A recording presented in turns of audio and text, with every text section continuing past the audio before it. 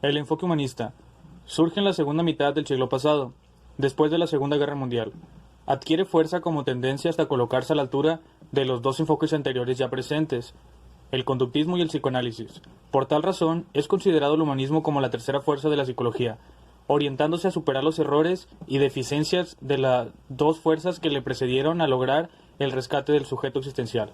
La categoría central no es el fenómeno, sino la existencia, recuperando, de cierta manera, las ideas de los irrelacionistas del siglo anterior. No es posible considerar al hombre como ente, cosa o objeto. El hombre es y siempre será un ser, cuya existencia en el mundo debe ser respetada, al igual que las demás formas de existencia. De este modo, el enfoque humanista concede gran importancia al estudio del hombre y sus sentimientos, deseos, esperanzas, aspiraciones, conceptos considerados subjetivos por otros enfoques psicológicos, como es el caso de las teorías conductistas, basadas solo en el estudio de la manifestación del comportamiento de los sujetos. Se centra en el desarrollo integral de los estudiantes, por lo que es determinante la calidad de los procesos de enseñanza y cómo se incorpora el desarrollo personal y social de los estudiantes con énfasis en el progreso de las habilidades socioemocionales. El colegio juega un papel relevante en el fortalecimiento de estas habilidades, pues en el contexto escolar es en donde sucede estos intercambios motivacionales, que determinan los alcances de los alumnos.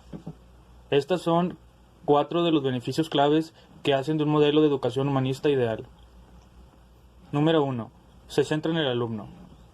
Aunque todos los modelos educativos dicen que se centran sus esfuerzos en el estudiante, la mayoría de ellos solo se centra en las habilidades intelectuales o cognitivas de él o ella.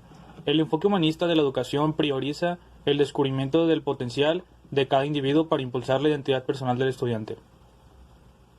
Número 2. Fomenta la individualidad. En el contexto del humanismo, el individualismo se centra en reconocer y aceptar el hecho de que todos somos seres humanos únicos y originales. Hemos sido creados con fortalezas y debilidades particulares que nos hacen diferentes de los demás. Comprender su identidad ayuda a los estudiantes a encontrar similitudes con las personas que los rodean, además de impulsar la tolerancia y aceptación de las diferencias. Número 3. Alienta el aprendizaje. En este modelo educativo, los maestros no son vistos como figuras de autoridad, sino como facilitadores de aprendizaje. El enfoque humanista de la educación coloca al educador en un papel muy singular, que no consiste simplemente en transmitir el conocimiento. Los maestros pueden fomentar una relación saludable con sus estudiantes, alentándolos a confiar en ellos como líderes educativos, que están allí para facilitar su crecimiento diseñando un ambiente muy sano de inclusión y colaboración. En el enfoque humanista del aprendizaje, el estudiante es guiado, empujado por sus propios intereses, además de que la motivación para aprender se desarrolla de forma muy natural, fomentando un enfoque proactivo para la adquisición de conocimiento. Número 4. Contribuye al bienestar social. El modelo humanista de educación enfatiza la importancia del autoconocimiento y la identidad personal. Estos rasgos permiten al individuo comprender mejor sus cualidades y debilidades, por lo que puede comprender su lugar en la sociedad y cómo es que puede mejorar al mundo. Además, tiene como objetivo establecer valores claramente definidos que lo llevarán a una mejora constante como individuo. A diferencia de otros modelos educativos, el enfoque humanístico de la educación corresponde a un mundo más preocupado y sensible, cubriendo las necesidades de las generaciones en constante movimiento, produciendo individuos capaces de adaptarse a un mundo cambiante y de modernización.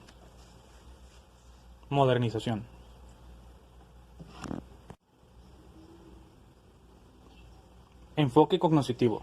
Tiene como objeto de estudio los mecanismos básicos y profundos por los que se elabora el conocimiento, desde la percepción, la memoria y el aprendizaje, hasta la formación de conceptos y razonamiento lógico.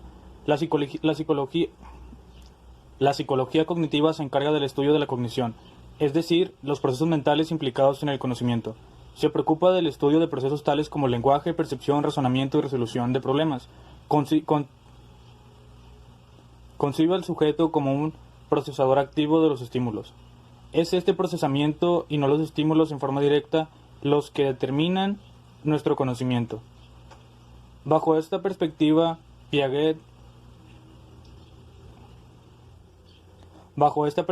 para Piaget, los niños construyen activamente su mundo al interactuar con él. Por lo anterior, este autor pone énfasis en el rol de la acción en el proceso de aprendizaje. Piaget es considerado como uno de los más importantes psicólogos de la teoría del desarrollo cognitivo y lo divide en etapas caracterizadas por la posesión de estructuras lógicas cualitativamente diferentes que dan cuenta de ciertas capacidades e impone determinadas restricciones a los niños, planteando que las etapas se diferencian no cualitativamente, sino por capacidades crecientes de procesamiento y memoria. Ejemplo, Bronner rechaza la noción de etapas desarrollistas y sostiene que diferentes modos de procesar y representar la información son enfatizados durante diferentes periodos de la vida del niño. Él plantea que los seres humanos han desarrollado 3 sistemas paralelos para procesar y representar información. Un sistema opera a través de la manipulación y la acción, otro a través de la organización perceptual y la imaginación, y un tercero a través del instrumento simbólico. Características del enfoque cognitivo en la educación. Identificación, comparación, clasificación, análisis, síntesis, razonamiento, pensamiento, razonamiento inductivo, razonamiento deductivo, resolución de problemas, lenguaje e inteligencia. ¿Cómo es una clase cognoscitiva? Las clases deben de estar orientadas al tratamiento de las habilidades del pensamiento y se deben ejecutar desde la participación activa de los estudiantes en su proceso de aprendizaje. Los alumnos tendrán que leer, inferir, deducir, criticar, comparar, clasificar y establecer relaciones entre el material nuevo y lo anteriormente visto. El conductismo surge como una teoría psicológica y posteriormente se adapta su uso en la educación. Esta es la primera teoría que viene a influenciar fuertemente la forma como se entiende el aprendizaje humano. Antes del surgimiento del conductismo, el aprendizaje era concebido como un proceso interno y era investigado a través de un método llamado introspección, en el que se les pedía a las personas que describieran qué era lo que estaban pensando, y con una propuesta de un enfoque externo en el que las mediciones se realizaban a través de fenómenos observables. El aprendizaje es un cambio perdurable en la conducta basado en la teoría que es conocida como estímulo-respuesta. El aprendizaje es comprendido como un proceso mecánico asociativo basado exclusivamente en motivaciones extrínsecas y elementales, y cuyo sustento radica en los arreglos ambientales y en la manipulación exterior. La enseñanza consiste en proporcionar información a los estudiantes, con base en un detallado arreglo instruccional, para que éstos la adquieran. El trabajo del profesor entonces consiste en arreglar conjuntos de estímulos y condiciones de reforzamiento, particularmente los de naturaleza positiva, y evitar los negativos, como castigos. La evaluación se centra en los productos del aprendizaje sin considerar los procesos.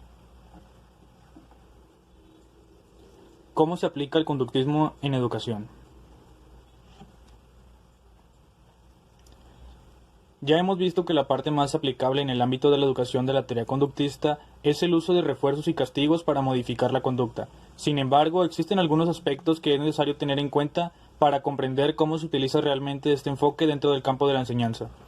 Según los estudios realizados sobre el condicionamiento operante, los castigos son mucho más eficaces que los refuerzos a la hora de modificar la conducta de una persona. Debido a ello, antiguamente era muy habitual darle azotes a un niño que actuaba de forma incorrecta, humillarle verbalmente o usar cualquier otro tipo de castigo físico o mental. Sin embargo, por cuestiones morales y éticas, en las últimas décadas ha empezado a verse que, a pesar de ser eficaces para modificar la conducta, los castigos de este tipo pueden tener consecuencias muy negativas para los niños. Por eso, actualmente las técnicas que se utilizan suelen ser de una